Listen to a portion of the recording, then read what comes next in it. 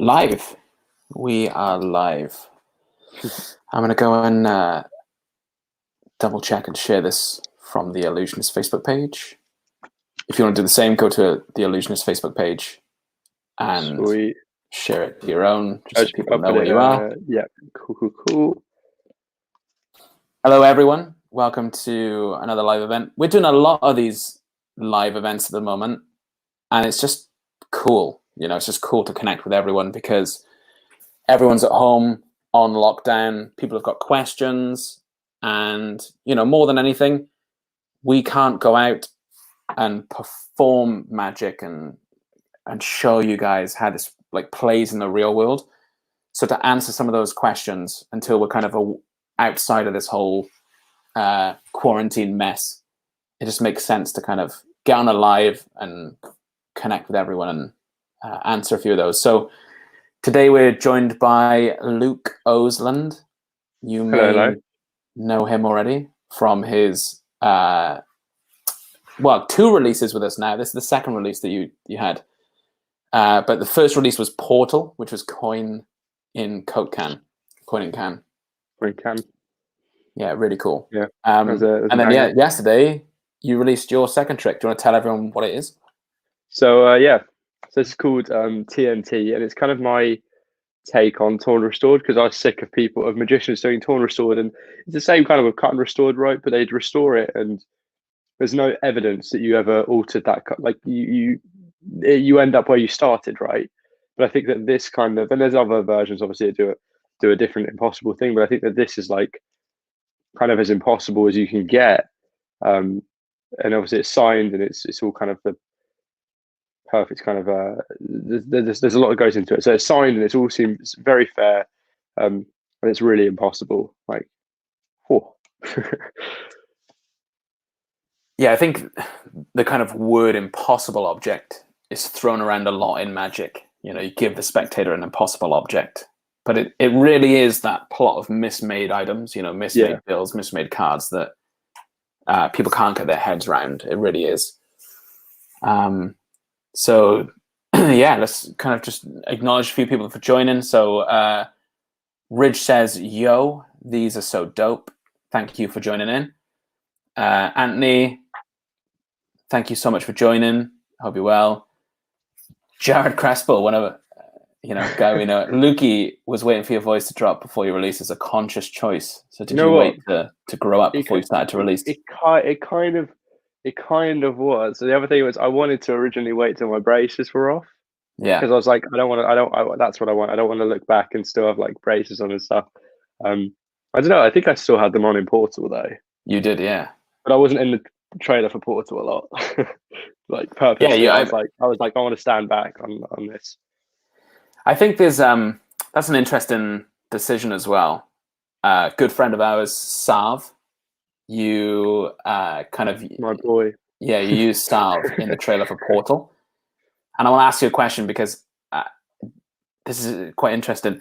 Do you believe there's a difference in Magic between someone who's a creator and a performer? Yeah, 100%. Like, I will, if you gave me an option, I will always get someone else to perform my trick. Like, there's a reason why that I don't post Magic on social media normally. I always think, and this is kind of like, I know there'll be people that say like, no, that's not true. But I always think that genuinely, if you're performing my effect and you're doing it at your gigs and stuff, you will be able to do it better than I do. And I know people that like there's a Triumph which I'm working on, and my mate Siler does it like way better than me. And I'm like, well, why am I teaching this? It's nearly your effect now. You're so much better at this than I am. But I think there's definitely a difference between creators and performers. And also, I don't want to say I have a short attention span when it comes to me using a trick, but like I'll create a trick and use it for like less than a month and then kind of move on to the next thing. But I think someone that's performing this gig after gig will be able to do it better than me. And they've got a longer attention span, I guess. Yeah, I see what you mean. Do you think that, I guess it's not really attention span, it's focus, isn't it? Like your focus is creating, whereas other magicians, their focus is performing. Do you think that you need to create your own tricks to be a good magician? or do you feel like you No, need to perform to be a good creator? I think definitely you need to have some, depending on your creativity, you should have some sort of performing experience. Like I will almost reset myself, and like I'll do a hard reset and occasionally perform, um, just so I remember kind of what it's like. And because I fall into that trap sometimes of creating stuff that wouldn't necessarily work in the real world, and I'm like, it's only the only reason I'm creating that is because I'm not out there. So I sometimes need that kind of hard reset. Um, but I think that you, to be a performer, you don't have to create your own tricks, and I think that that's 95, 99% of magicians. I think I don't really want to call them tribute magicians, but they're doing other people's tricks, right? And they're learning them and they're mastering them, and that's because they found the tricks that suit them. And I think that that's fine as long as you're doing stuff that you're happy with and that you enjoy doing. I think that's the most important thing, and make it your own. Yeah, I think everyone got into magic to perform magic, to actually show people magic. So, one thing that I recommend to people is to not create, is to, move away from creating. It exists in some people. So do you, because you've been doing this for a long time, do you find like I tinker with a deck of cards, I do cardistry, I, practice magic sleights, card sleights, and I practice coin magic. When you have those practice times, do you end up building gimmicks, or do you end up, practicing magic? What do you do? Well, that's the thing, is that for me now, I spent a long time learning how to kind of make gimmicks and like flap cards and stuff. I spent ages. Oh, so I'm sure not. I spent ages trying to kind of learn how to do all this stuff. Um, but I do think like sometimes, and practice will go into it. Sometimes I'll spend 2 hours on a day with a notepad or one item, and I did this for, especially if I'm not working. I did this for a long period, for 3 or 4 weeks. Every day I spent 2 hours with a notepad and a different item. So one day it would be, I went to Tesco's every day, right? One day it would be Starburst. I'd get a packet of Starburst. Next day it would be a bottle of Coke. And I spent a day and a couple of hours just writing down, like, I tried to do 10 to 20 ideas with that one item a day. And I'd make one of the tricks out of those 20. I'd choose which one I wanted. Sometimes I'd do more. And that's actually how I came up with a few of the things which I like use, and see other people use that I've created and stuff. So then, Sheridan says, "What's your creative process?" That is kind of it, isn't it? You get an item and you write down what it's could not possibly be done. it's not always that though. Like sometimes, like with Portal, my creative process was I wanted to make a coin in can. That was it. Like I'd seen a few bad ones, I've seen some great ones. I thought I want to have my own version of this. And there's other things like sometimes if I'm working on something, they'll give me a brief and they'll say you have to. An example is you need to create this many tricks so that you can do on a beach, and so I would go from there. But I think, setting myself some sort of brief is really important.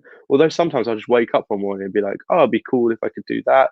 And also other times I spend a lot of time on like weird websites looking at what new technology and stuff there is. Like AliExpress is a prime one. I've bought so much random stuff from there that I just think maybe I can use that in a magic trick at some point. Like downstairs, I've got this. I'm not going to say what it is, but I've got like loads. I'm looking around me. I've got loads of stuff which I've bought, and I just think maybe at some point I'll have a use for that. So I don't need to know what I'm going to do with it yet, and I'll just get it, and it'll be like £5, £10, and I'll work backwards that way. So I'll start off with the gimmick and work my way back. Yeah, you used to have a 3D printer. I remember you were like 15 years old. Oh, mate, younger than that. Yeah, maybe younger than that. And I was like, oh, hey, we're working on this. And you were like, I could make that. And I was like, how? And you're like, I'll 3D print it. And I was thinking, I've got a workshop in my garden. Like, yeah, I was like, you're a child. How is this even a possibility? And it was, it's something I've always known of you to always be like tinkering, so which is cool. Yeah. Danny says, which Tiger King are you going to have on today? That's in reference, for anyone that doesn't understand, I pranked Lloyd Barnes. Oh yeah. If anyone has not seen this, it's worth showing. For sure. I got the guy who rides his jet ski. There was relevance to that as well. Hey Lloyd Barnes, your buddy G has tracked down your daddy because you never knew your daddy at all, and because me, Tiger King's James Garretson, was in Wales in 1980s on my jet ski. Shit got real. I'm probably your daddy. So that's for Lloyd Barnes, who never knew his dad. But yeah, no Tiger King appearances today. Adam Kraft, love Adam Kraft. Oh, I love Well Adam. in Toronto, mate. I've seen him in ages. TNT. Dwayne says, Luke, when you create an effect, do you start at the beginning or do you start at the end? At your end Both. goal and work back. Both, all the time. Both. Most of the time, end goal though. Sometimes I just throw stuff at items. Siler says, can attest that you buy his junk from AliExpress. I end up giving Siler like random, like we go for so Siler lives like right down there, right, like a 5-minute walk away, and kind of between us is this coffee place, and Martin Rees, also another magician, lives over there, and we would like meet up one morning, and I just like pull out like a bit of tissue paper and open it up, and it would just have this stuff that I'd bought from China the day before. Be like, oh, look at this, you can make something like this and this. Drew said, not necessarily your own tricks, but what's your favorite effect that you are proud to master? You want to go first? Because yeah, go on. I said, do you want to go first? Because I'm thinking. Oh, I thought you said do it. Do you want to? No, I'll go for it. At the moment, probably Silver Edge. Mastering the neon coins from Silver Edge by Kim Anderson. Getting that down with so much pride because coin magic at the time was a new venture for me. So I'd, done a decade or more of card stuff and never really touched coins. And now that's like one of my openers, and anyone that's seen me perform, in the last year knows that I start with that. So, that's probably like one of the things I was most proud of, really. Luke? I'm trying to think. I don't think I mastered any. There was one thing which I spent a long amount of time on, which was any drink called for, and that was more of a love-hate thing, like love to hate, because I spent so long on that. So it was for an act, and I wanted to do an any drink called for, and it's developed so much now to the point where it's completely impossible, and like there's so many layers to it now. But in terms of kind of, I still don't think I've mastered it at all. There's so much more to go with it. But I think I've developed that the most out of anything I've done is any drink called for. It's pretty cool now. But what about someone else's trick? What about a trick that you do of someone else's? That's what I was thinking. I was thinking that's the closest thing to someone else. I don't know. I don't perform a lot, so it's like that's a difficult thing. Yeah, I'm just looking around, seeing what commercial tricks I have. I don't know. I own like 2 tricks. Like, yeah, I'm not sure. That's a difficult one. What are those 2 tricks? I mean, the ones are actually mine that are not like me borrowing stuff from people. I have Jermai's Mind on box set. Mm-hmm. So if you want to count that as a trick, I know I have Masada rings somewhere under my bed, and I've got Flat Pack, and that's it. Yeah, Jason Knowles. Yeah. I've got 2 of them. I've got like 2 or 3 of them actually, just because I keep getting them because I really like it. Yeah, but I haven't mastered that. It's more of a toy for me, just dropping it and folding it back up. I think the real secret to Flat Pack was like his 2 or 3 or 4 plus years. Every convention I saw him at, 3 times a year, he'd be doing that thing again and again and again. He like worked at the kinks. Yeah. So you were saying about your any drink called for. Yeah.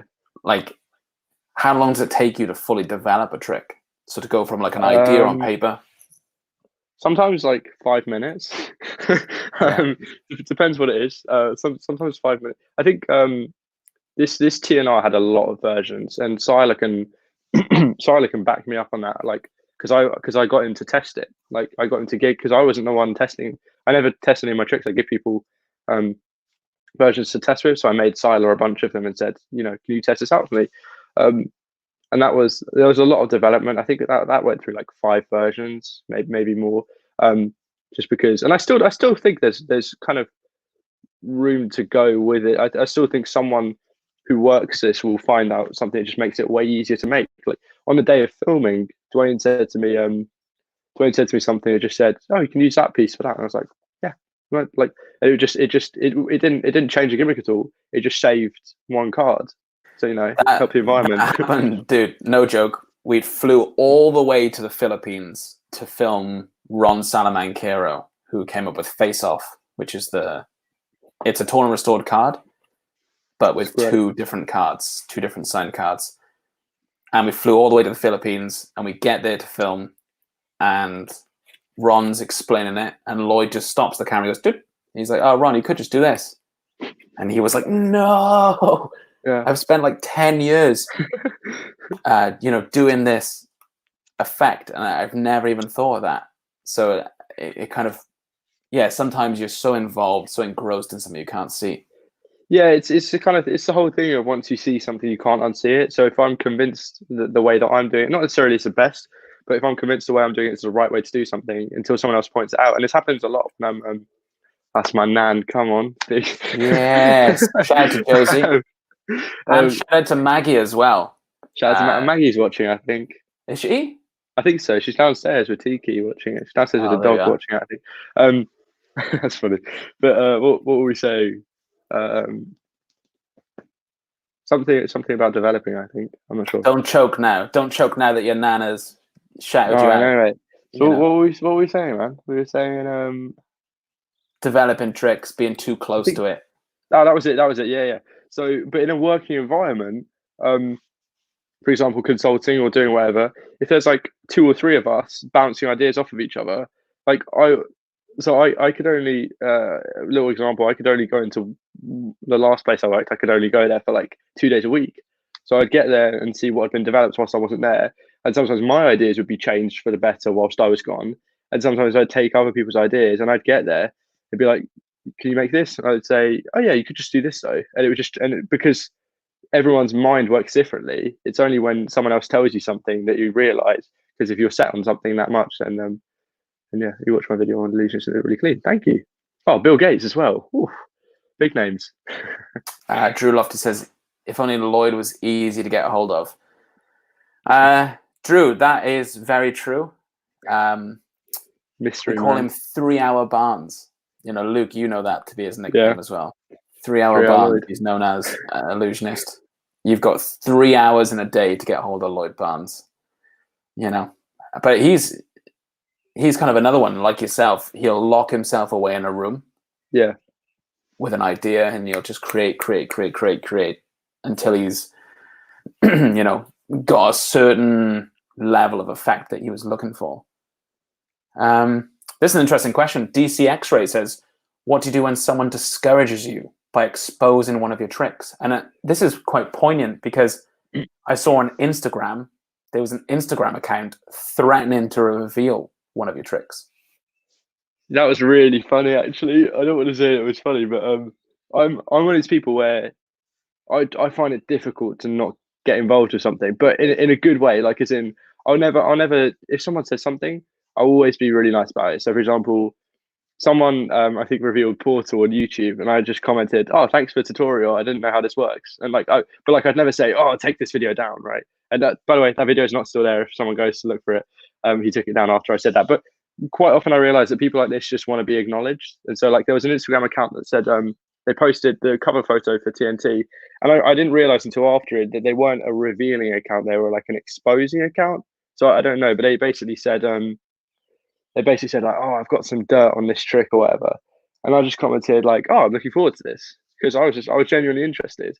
And then but as soon as kind of I acknowledged him, he kind of switched and just went, okay, yeah, hi, yeah, okay. But as soon as you acknowledge someone, for example, so if you're performing and someone says to you, if there's 2 ways they can go about it. Either they might say to you quietly, oh, I know how you did that, you did this, this, and this. If they do, don't worry about it. Just, you know, just think, oh, maybe I should work on that more, if people are seeing it, right? But if someone's there going like, oh, you just did a double lift, you know, just say to them like, oh, nice, you've got quick eyes, you know, let's keep that secret between us, and see if you catch me out again, let me know after, and then we can talk about methods and stuff. Like, there's ways to go about it without seeming like no, that's not how I did it. That's not how I did it. Like, I think, in my opinion, magicians are too secretive of if someone guesses the methods, they're like, no. But I think in a performing environment, just, you know, relax, and if someone knows how you did it and they haven't seen you do it before, work on a trick, I guess. Like, it's going to help you. I think it can be discouraging for some, but like you said, a lot of the troll accounts online, you know, a lot of the kind of online bullying or the online trolling and things that comes your way is usually someone that's hurt on the inside themselves, and they want that attention, and they'll say something like, yeah, you know, Luke, you know, I've got some information on this, and I'll expose it on my YouTube soon. And then you say, well, cool, dude. I'm excited to, and they're blown away. You know, I listened to Joe Rogan's podcast, and he got some horrible comment written on his photo, and so he messaged the guy and he said, "Why would you say that? You know, you don't even know me." And the guy was like, "Oh, dude, sorry, I'm a big fan of yours. Yeah. You know, I didn't think you'd ever see that." And I think some people, they don't realize when they type something online like that, you know, I'm going to expose Luke's trick with TNT. They don't ever realize that that'll get back to you. There was a big thing about like on the Magic Cafe. This happened to a lot of people because they never expect the creators to be reading those forums, right? So they will, like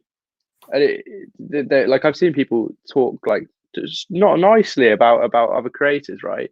But then those creators, whenever someone releases a trick, right, the day it comes out, they'll look on the cafe and they'll look on YouTube comments, Instagram, they'll look on everything just to see if people like it or not. Because that's all we want, is we just want, you know, I care less about sales as I do about, I want people to perform this, right? That's what I want. I want to see people doing this, and I want to see it sort of come to life.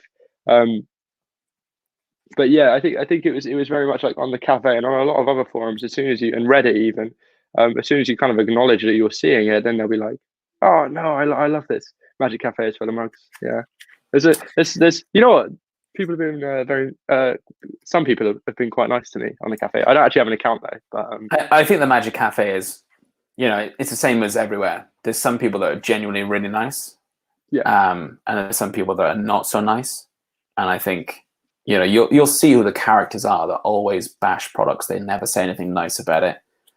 And then you'll see people that are critical and they've got their own opinions, but like certain things and don't like others, and that's fine.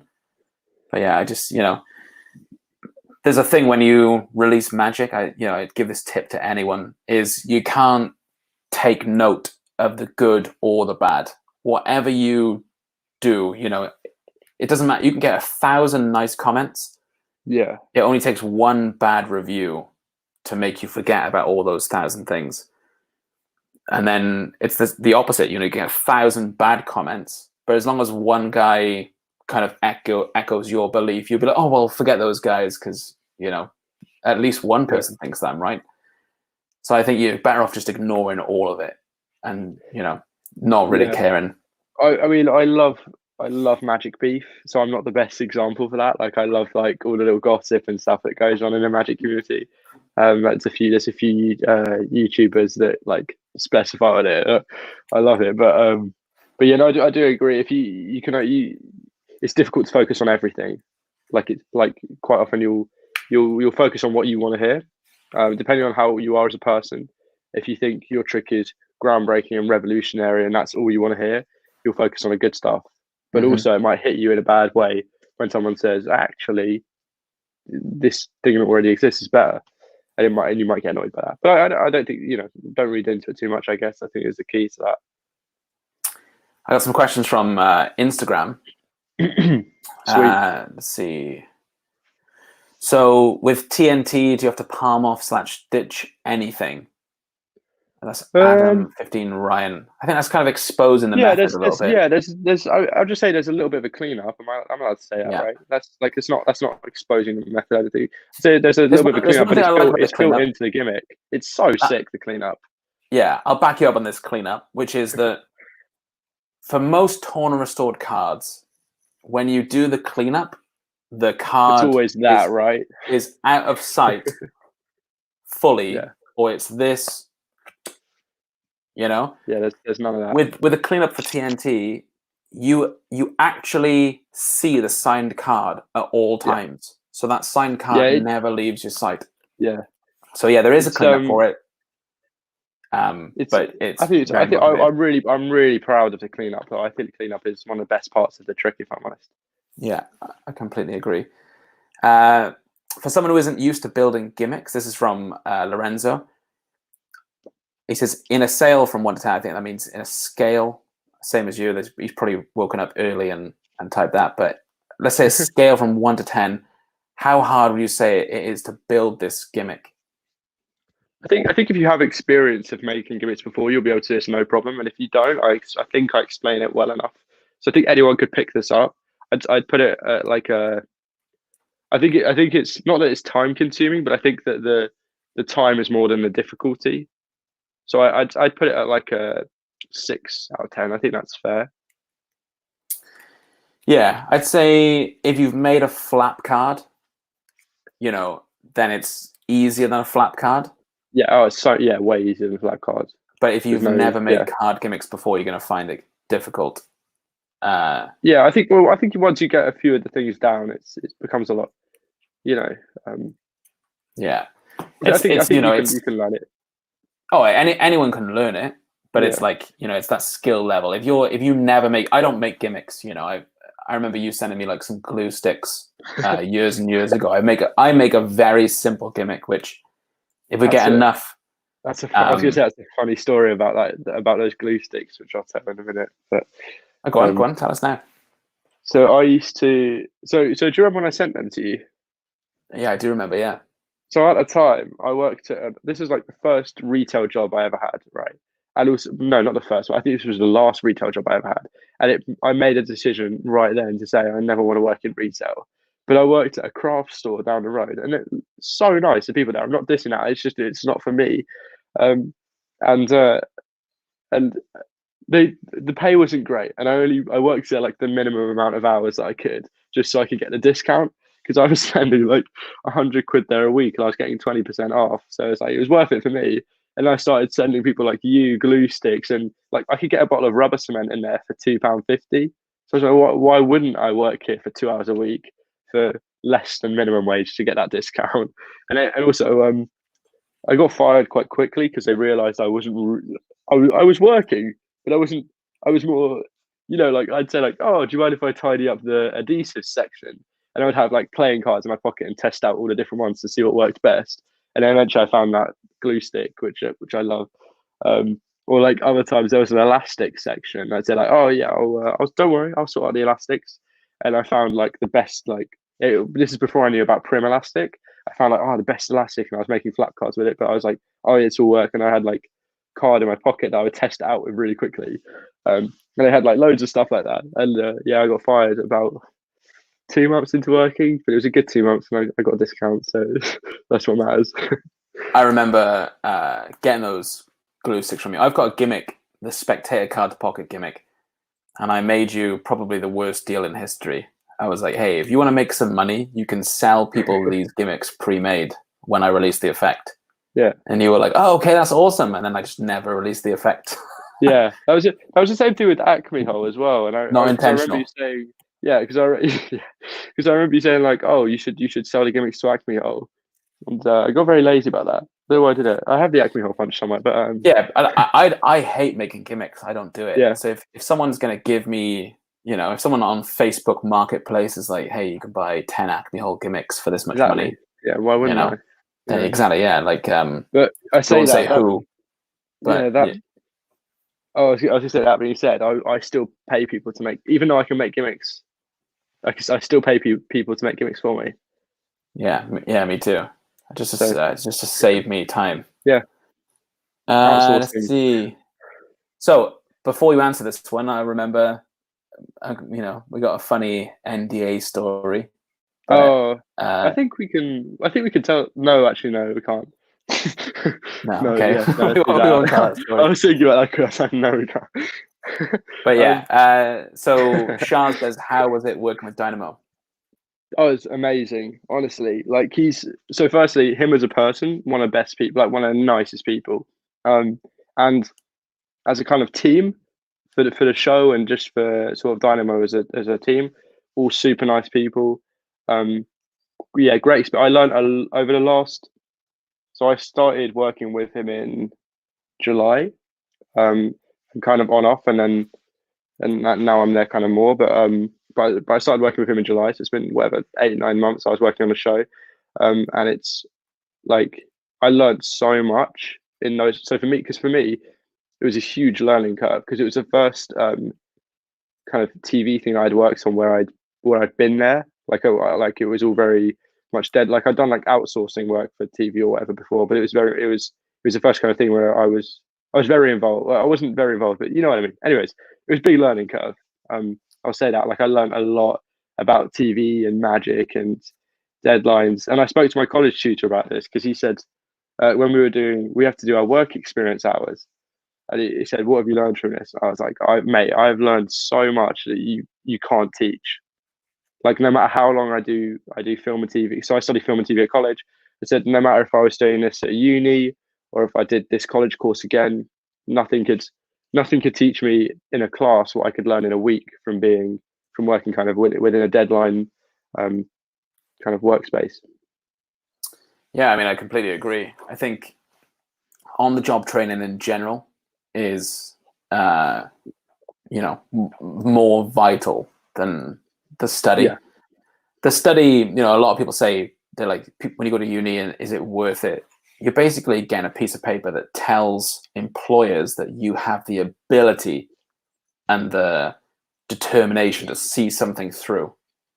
Yeah. And that you've learned at least some skills and you have the ability to learn skills. And that's what that gives you. But, it's only when you get into a position that you've been studying that you realize, oh, I know nothing. Yeah.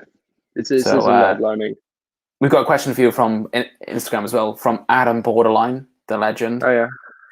Amazing photographer. If you don't follow Adam Borderline, go follow Borderline Adam on Instagram. He's incredible. He's one of my favorite photographers. Like I've wanted to buy prints off of him for ages. He's just such a good photographer. Not even just in magic. Like in general, he does work for loads of companies. Like I think like Zippo and Ray-Bans and Jack Daniels. Like he's done. His portfolio is mental, but he's an amazing photographer. So definitely go follow him if you're looking for some inspiring kind of people to follow. Well, he says to you, how does it feel being in the spotlight for a change? And does it change your creative process? So how does it feel being in the spotlight? So I spoke to some people about this because I said 2020 for me has been a big year so far. Like I've done kind of a lot of like as in so I've been kind of working towards the same kind of thing of I want to be a consultant and a creator since I was like 13, right? Like when I first met you, I'm sure I was showing you stuff with like starbursts and random bits with pencils and stuff. Like I've always loved the creative side, and this year has been really big for me. And at first, I very much felt that it was just a lot of luck hitting me at once, and just being right place, right time. And then a lot of people said to me like, actually, no, you've been doing free work and you've been working harder for over like the last 5 years. And a lot of people were saying to me, how do I get into kind of creating and consulting? And I was like, as much as it feels like this happened overnight, I think there was a lot more to it. But it's good. I never really want to be in front of the camera, but I think it's nice to get some recognition. And I'm not too obsessed over that whole thing. Look at me, but like, but yeah, it's quite nice. Magic conventions are fun. I'll say that magic conventions are fun now. When people recognize me. Here's an interesting question. What made you work with illusionists instead of companies such as Murphy's and Alakazam? That's from Tom Gibbons. So for me, the top 4 is Murphy's, Vanishing Exterior 11, and Illusionist. And I've been friends with Geraint and Lloyd and Dwayne since I was like 4 foot tall, right? Like, and so we're just kind of friends in general. And also, Illusionists were the first kind of people to really discover me as a creator. Like, I feel like you guys were almost waiting for me to come up with something good.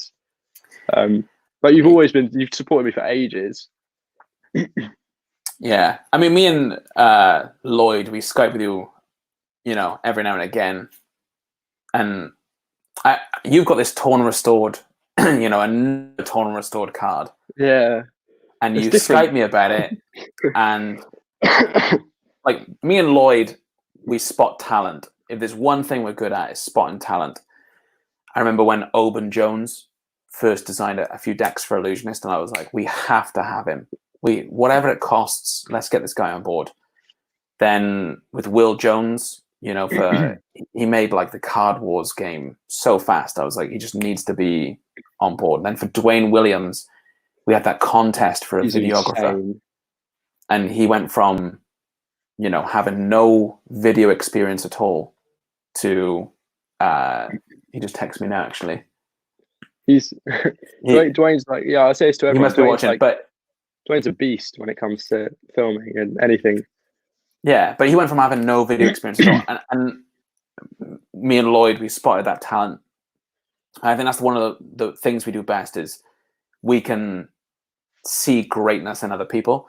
So when you were 14 and you were showing us, you were 12, 13, 14, around that age, and you were showing us tricks, they weren't fully there. But me and Lloyd went off afterwards and we were like, this kid's got something. Like, he has that potential. Just don't know what it is. Just don't know what it is yet, but he will get there. Yeah. And let's just like help him out. And then, little piece of advice, like you've got this torn restored effect, but you called me up and you said, hey, what do you think about this? And I said, it's boring. It needs to be this. Yeah, I've seen torn restored cards to death. Show me something new. And you came back and I said, it's good, but it needs to end clean. Yeah. And then you were like, okay, and you went off again and you came back with the answer. It wasn't even that. There was 2 steps after, and I didn't realize this until Sila told me. He showed me a gimmick that I made to him, which was that, but it was the step in between it being examinable and not examinable. But now it ends completely clean, and it's a really nice kind of clean up again. I'm quite proud of. Yeah. Yeah. But that's from the Skypes that we had. That's what I kind of was saying to you. Like, yeah, it's step by step developing an effect and getting the best out of it. So let's see. Casper's got a good question. What advice would you give 13-year-old you if you could go back now? I would say, I'd say start exercising more, but no, I'd say I'd say focus on creating. That's what you're good at. Yeah. Okay. I think that's what I'd say. Tony says, for both of you, what is your go-to mentalism effect? Picasso Pro. Picasso Pro. Have you got that app? No, I haven't actually. That was a joke. Yeah, no, I haven't actually got it yet. It's sick though. I said to Tom I was going to wait a week until after it came out to get it. That's what I said. I said I'll do this with any trick. I want to wait a week, but especially with apps, I want to wait a week before it comes out. So after it comes out, we just pushed a new update to it, to the iOS version. But yeah, I think we've kind of worked that out now. There's always a kind of bug phase with apps when they first come out. So yeah. That's what I know. Same with apps. I always wait a week. Any sort of digital thing. Turner Watch, easily Turner Watch. For me, favorite mentalism effect probably Cypher. Yeah, that's great. I know this seems crazy because it's got my name on it, but it's something I do all the time. Like literally all the time. And then, I don't do a lot of mentalism in the sense of like propless mentalism, but just I do just forcing cards and stuff. Do you know what I mean? Like for me, that's basic peaks. You can do a lot with a basic peak. For anyone that doesn't know Acidus Novus, I'll just fold this card for you. Just getting a peek with your thumb in here. Write down something here, fold it up twice. Yeah, it's great. You turn your back. You come back. You take this and you say, "Do me a favor, just write your name on here." And at that moment, I've just got my peek, staring exactly right at it. Yeah. Write your name here, so I can't switch it. Great, we'll leave that on the table. And then the word. Whatever they're thinking of. So. Something you don't have to go crazy, in my opinion. But then I'm more of a, I'm not saying that I'm not a creator. I'm absolutely not a creator. So I just go with the simple stuff. Let's see. I seen something come up saying. I saw something come up saying, "Do you want to join the Magic Circle?" And I'll just say very quickly, yes. I've arranged. Hopefully, I'll be in the second I turn 18, but I'm seeing how that goes. But I've arranged it already. It's already planned out. So I've done my interview. So that's the first bit. But, awesome! Yeah. So when do you hear back? So I've had the interview was all. So you have to do an interview and an exam, and I haven't done the exam yet. Okay. Because they're finding people that can actually do the exam, because the current exams sort of person, like the commissioner officer, I don't know. But the person that does the exams is Rob Pound, and he's not allowed to do the exam to me because it's conflict of interest. Yeah. Because we're buds. So yeah. I love Rob Pound.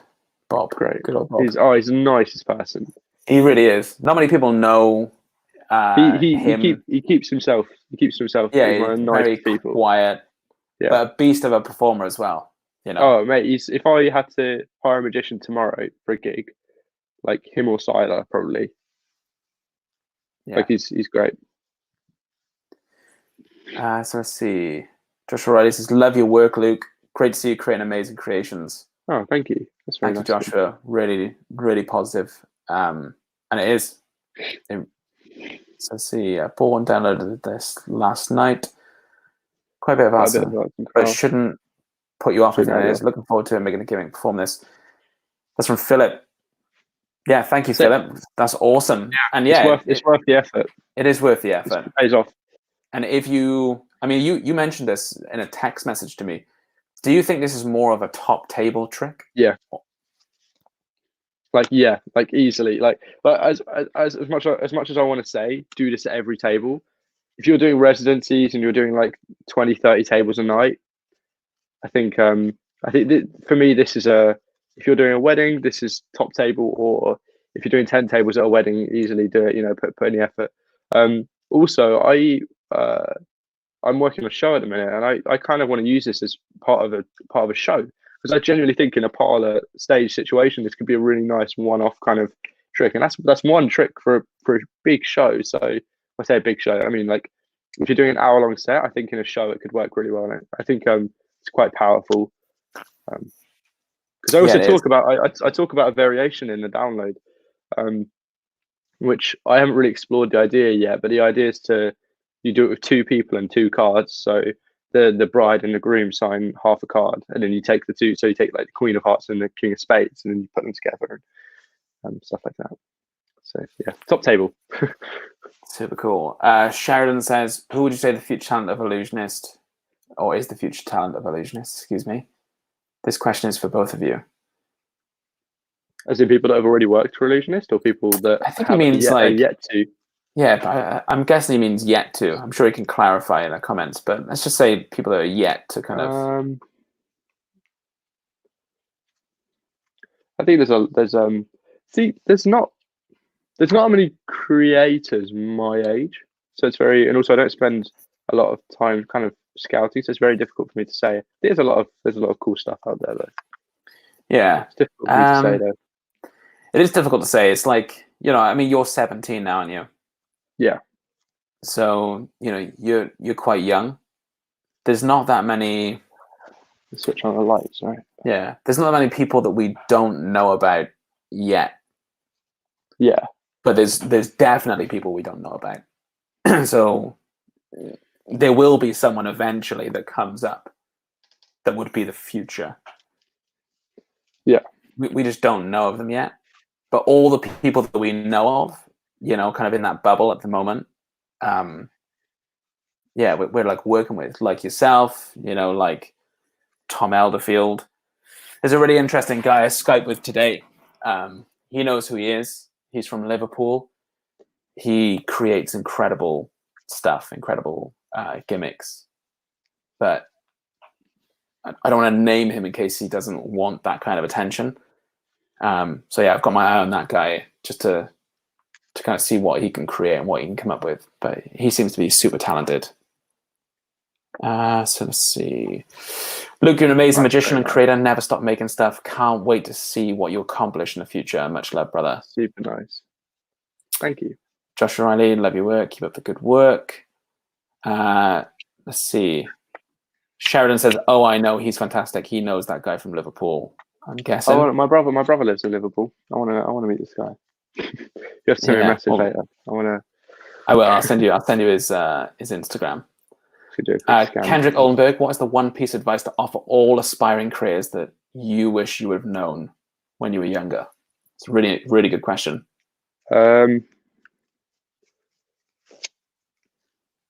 Don't focus too. This is genuinely see what works for you. I've seen a lot of people do kind of lectures on boosting creative. Oh, geez, gone. He's back. He's back. Okay, cool. All right, I was gonna say. Yeah, so I think there's a lot of people that will lecture on boosting your creativity, which I think is cool. Like Rory Adams and Tom, they both talk on it in their lectures on how to kind of be more creative. But there's people like Will Sy just put out this new project about how to create magic, and I think that stuff like that. I think find what works for you. So for me, I've got so many different ways of create, and we spoke about my creative processes earlier.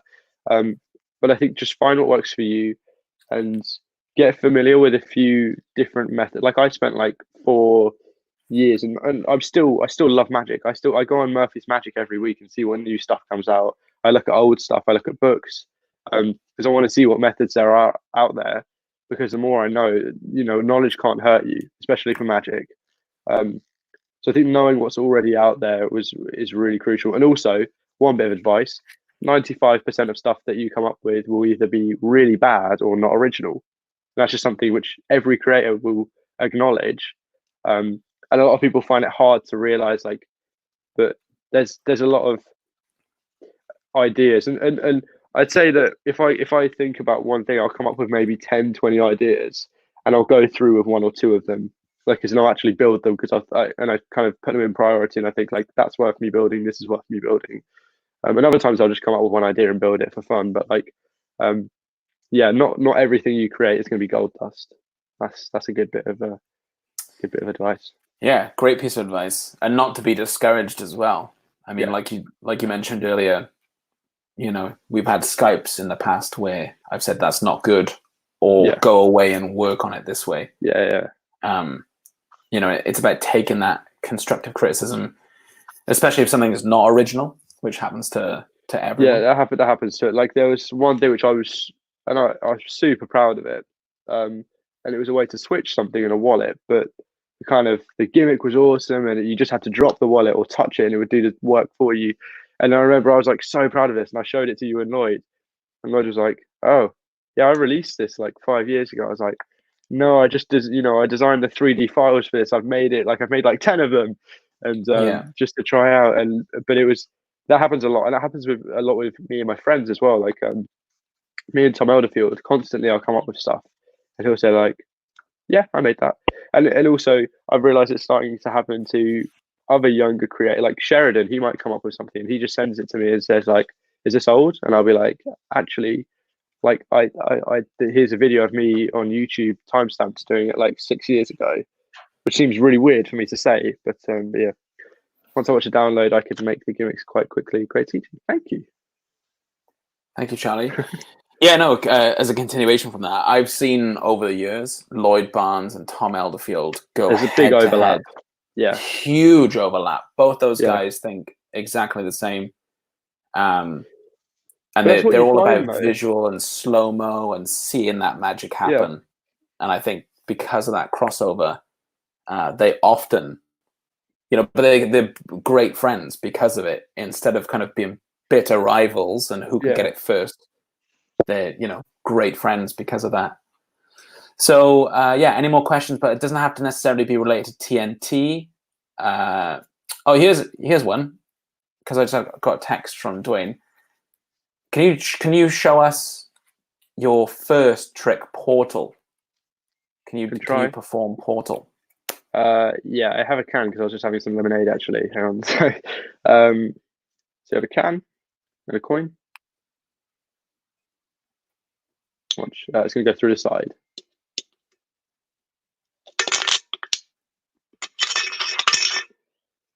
So that, and there we go. I'll hopefully show it. Hang on. I don't know if I can. There you go. That's that. Way, it's a coin. Woo. That's awesome. Portal. I remember you showed that to me and Lloyd on Skype and totally fooled us. You know what? That's actually Portal like V3. Like there were some really bad first versions. This was the first one I showed you, I think. but there were some really bad ones where it was like a reel and you have to like chip off part of the can. It was I'd like give it cans and give it coins to do it with, and then I think that this is quite this is really simple actually, but yeah, it's coin the can, like it's like a normal can and normal coin, isn't it? Pod says FFS. I'm assuming he's reacting to seeing how clean that was of just a coin going. So Jared's got a good question. How do you know when something's ready to release? I don't. I normally show it to someone else and I ask them to say whether they think it's ready or not. Like if they don't, I'll keep working on it. If they do, then good to go. Yeah, I think it's like you know, a sculptor is kind of never ready. Yeah.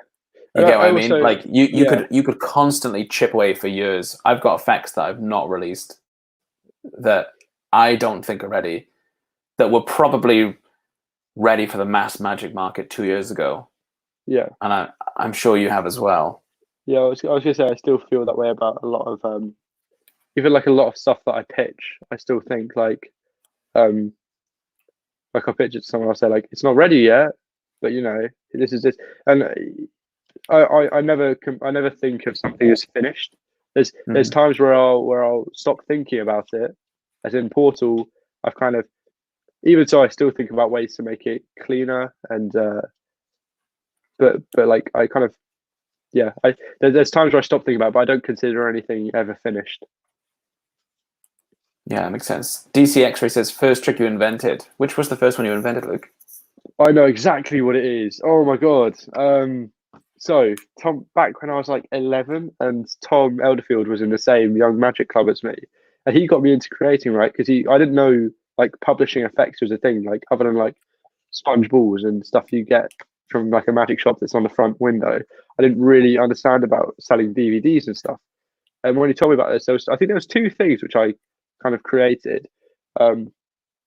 So after I started buying kind of commercial tricks and thinking like, oh, I could just, because for ages I would just I never really learned magic. I sort of just made up methods to do it. So for example, this kind of thing of, oops, so the spectator puts their, you know, card in or whatever, and then the whole thing of every other card's going to turn over apart from your card, like that. That I just kind of independently came up with, and I used to do this with almost every trick I performed. I just independently came up with. I never really watch YouTube. But the first thing I properly came up with was a switching box. So it's like a little clear box, and it packed flat, so you could keep it in your pocket. And you popped it up, and then you put like the lid on and stuff, and then you put a card in, and you did the switch. I thought it was the 4 card gimmick. Oh no, that's the first thing I ever that was the first thing I ever pitched to you, I think. Okay. That wasn't the first thing I ever came up with. Yeah, for me it was. I was 16. I was on a. So someone just commented a couple, maybe like 10 minutes ago. Yeah, no dupes is the best effect. I forgot that I even published that effect, but that was one of the first effects I ever came up with. But it was slightly different. It was based off Dan and Dave's The Queens. When I was 16, I was on a bus, you know, on my way to France for a school trip, and I was just, you know, you got hours and hours and hours, and I came up with an effect of having a transpo where you've got, you know, 4 queens in one hand, and you take one over here and you cut it into the deck, and then when they look back, you've got the 4 queens back again. And it used a dupe. So, but yeah, it was a nice little fun thing. So, RK Magic got a great question. He says, "What was it like getting to consult at such a young age?"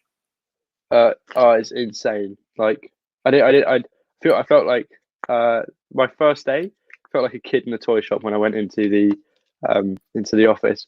But also, this was kind of like I'd done little bits of consulting for people's social medias. Like three years ago or so, I started kind of selling little gimmicks to people and saying, because I was trying to build up a small portfolio. So I had people like Ryan Tricks, Sav. I think I did a bit for Julius as well, and so I'd always try to get a little portfolio of consulting. but as a first kind of time of really being credited for it and it being kind of it being real, I guess. It's amazing. Like it felt so surreal because it's my dream job to be a magic consultant for TV and film. What do your parents think? My mum loves it because since I was like 6 years old, I'd love making stuff, like stuff out of like oh, I'm gonna make a spaceship out of an egg box, and I would put glue and skewers in it and make this really cool like flying thing and stuff. So I'd love making it. And then I got into magic when I was 10 and kind of fell out of making. And I got back into I just always loved building stuff and tinkering and stuff. And since I was like literally a kid, and I kind of found what I like to do. So she's really happy with it. And my dad loves it because he really likes methods and stuff. And like my mom's the same. She loves the method more than the trick. So my dad's, I'll usually just say, "Oh, I made this thing that does this," and I'll show him like a flat card that goes and just like spins around or whatever, and he'll be like, "Oh, it's really cool." Like he prefers the method to the trick. Yeah.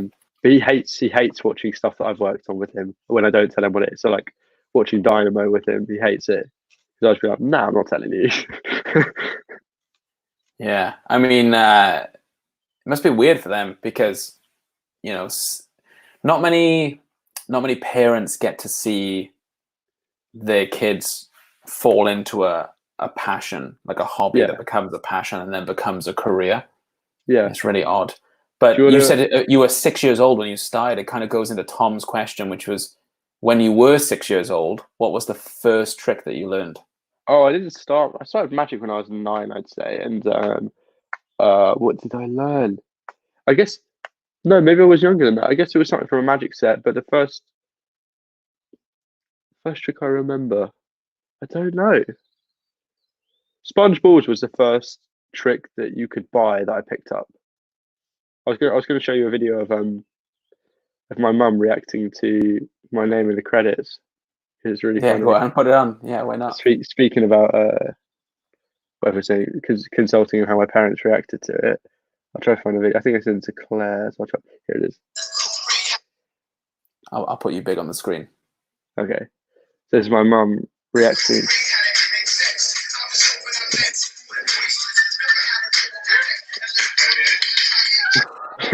She got so excited, like way more excited than I did.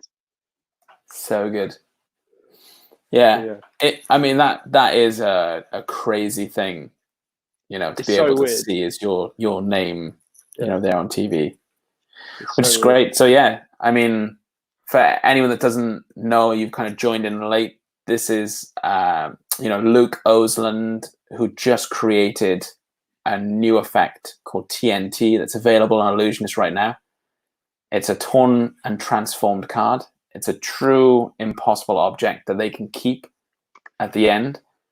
And if I kind of said to you, give people a soft sell, why do you think they need it? I mean, it's only $9 if you've got nothing to do and you've got some pay. Yeah. Oh, but if you want to give someone a soft sell on it, thing for me as well. Like I think that's a really good price for what this. If you're looking for something to do for a few days in lockdown, get this and make them. So, and master making these so that when you come out of lockdown, you can finally perform it. You have like 100 of this phenomenal.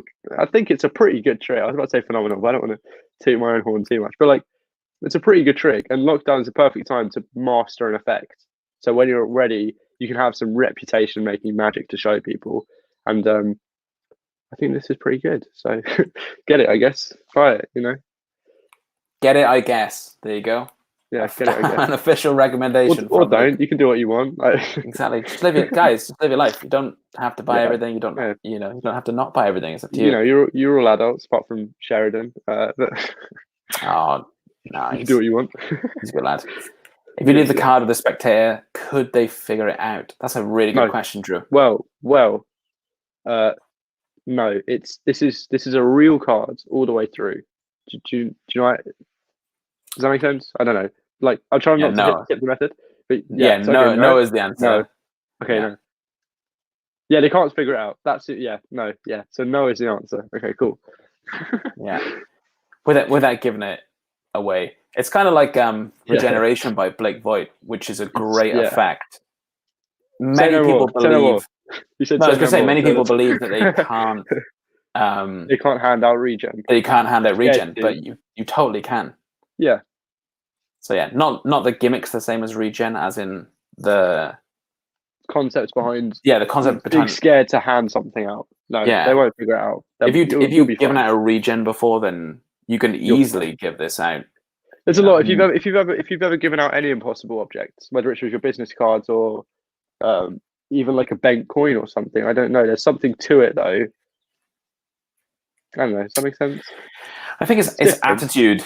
You know, if your attitude is that there's something to hide, you'll subconsciously give that away. You know, if you're like, oh, look, can you see it? Can you see it? It is together. It is together. Whereas if you casually, you know, it's back together. Hey, check it out. There you go. And you've left it, and you're not really acknowledging this. The other cool thing, which is quite cool, is you can get these mini staplers, and you can staple this to your business card and just give it to them. It's quite a nice little thing. Which I think for wedding fairs, you know, if you have the energy to make like 50 of these or more than that, and someone genuinely strikes up a conversation and you think they might book you, do this. Yeah, hell yeah. You know, because then that one trick could turn into a £600 wedding. So it's worth it. The $9 is worth it for that £600 wedding. 100%. And if you're a creator as well, it's worth it to kind of get your creative juices flowing about the way you think about constructing gimmicks. Yeah, for sure. So you will learn a lot from this as well about making other impossible objects and stuff. So it's cool. I think we'll leave it there. And you know, Drew Lofty says it best: "Say no mo, say no mo." So I think, you know, it's a really weird situation to see where you've come in such a short space of time, or it feels like I'm aging slower than I'm aging. Yeah, you're aging twice as fast as I'm aging. So what was it you said? You said like. So how old are you? You're 27 now, right? No, I'm 30 now. I just turned 30. Oh, okay. I turned 30 last Wednesday. Okay, so in that case, I think you said to me, it was like, oh, Luke, when I met you, you were 12, but I was 27. How does that work? Yeah. Yeah, exactly.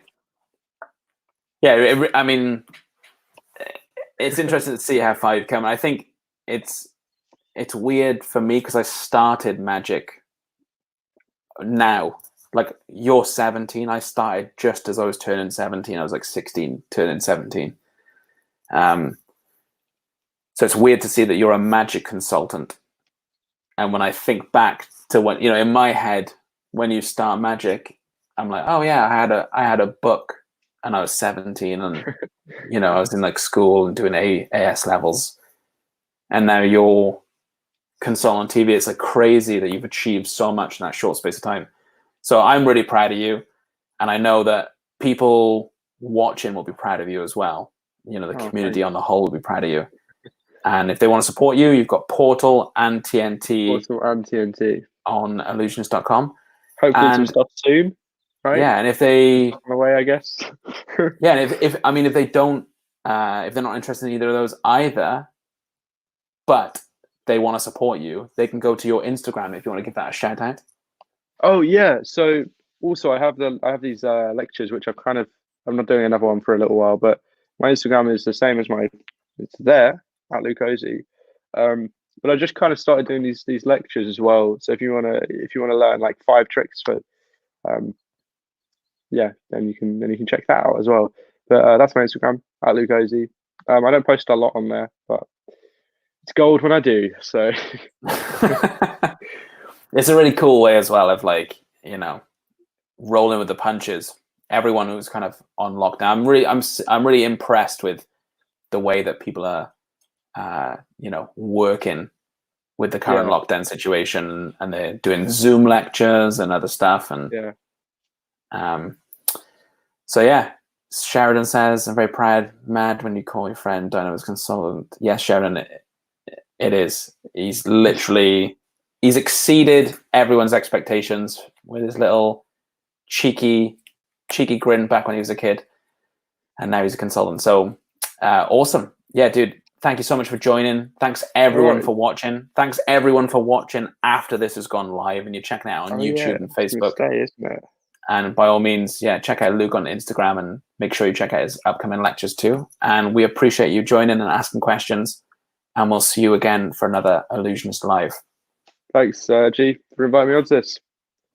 Sweet. See you in a bit.